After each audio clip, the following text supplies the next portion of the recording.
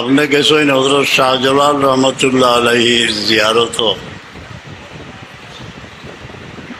এমনি এখানে সাবধানতা কিতা যে দুনিয়ার যুগের শ্রেষ্ঠ অলিও হল এখানে তান দরবার আইন চিশতিয়া, কাদিরিয়া, নকশবন্দিয়া, সাজলিয়া, এগুলো আইন আমরা চিনি না। প্রায় আইনও এক ছদ্মবেশে আইন যাতে চিনা যায় না। কোনো আইয়া জিয়ারত করেন, দোয়া করেন, এরার লোকে আপনি সামিল হইলা।